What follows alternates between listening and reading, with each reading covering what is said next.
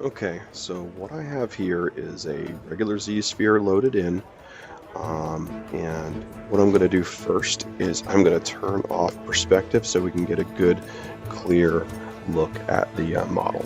So if you look in the brushes palette, there's a lot of different masking tools that look like a little gray thing over top of your model. And these are the various masking tools you have available. Now we're going to start with just a mask rectangle. Um, and I'm going to turn the sphere to the side just because that's where I want to cut it, and I'm going to turn off perspective so I can actually see it cleanly.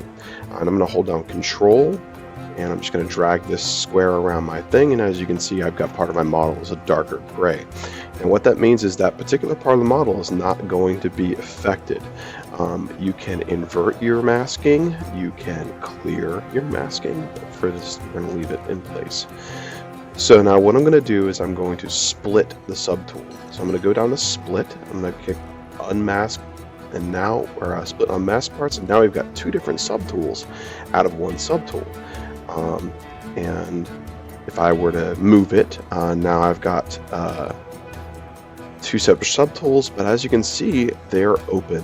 So what I need to do first is I need to close each subtool. Going down to geometry under modify topology, I would just click close holes, and that is going to close up my shape, as you can see. Now I'm going to click on the other subtool that I made by splitting it and do the same thing, modify topology, close holes. So now I've got two hemispheres, which is pretty cool. Now for the purpose of this demo, I only want to keep one of them, so I'm just going to delete the other one. So now I got one hemisphere. Now I'm going to pull up the move gizmo, and if you notice, it's kind of halfway split. So I'm going to hit the little thing that looks like a location icon to get it centered up on the mesh again. And I'm just going to kind of squish it down. I'm just kind of scrolling around, take a look at it. And if you click the face again, that'll get it centered up. So what I'm going to do is I'm actually going to create a mask on the surface of this subtool by using the mask pen. If you look, I kind of mess up at first, and I use a mask rectangle, which makes two little eye-looking things. Yeah, whoops. So I'm going to go up to the brush menu again, and I'm just going to click on the masking pen to get back to the tool that I want. There it is. Just hit OK. And now I'm just going to hold down Control and just draw like I'm drawing a picture. Now there's a few things that are going to happen here.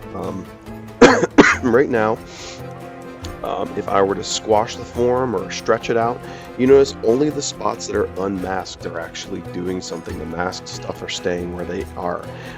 You can make manipulations to your subtool by doing that. You see it now. I flipped the mask because I'm having these shapes that I made build up. So I just inverted the mask, and now I can stretch it out and get really crazy and wild if I wanted to.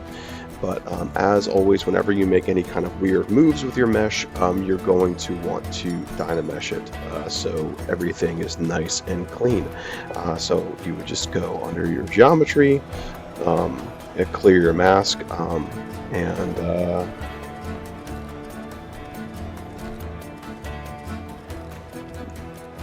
click on dynamesh. Turn the resolution up to like 250, dynamesh, and now it's nice and clean. So that's one way to get a nice, clean, cool cutout from something. Another way to do it is by creating an extraction. So I'm going to go back to my masked stage here. I'm going to go on the subtool menu, and there's a thing called extract. Now, generally turn your file to the side. So when you click extract, you can see how big your extraction is. That's a little shallow for my taste, so I'm just going to go ahead and drag the thickness bar up and then click it again. Oh yeah, that's nice. So what that actually does once you hit accept is it creates a whole new subtool out of your mask. This is really handy for doing all sorts of things. And as a general rule, we're just going to go ahead and clear the masking, and there we have it.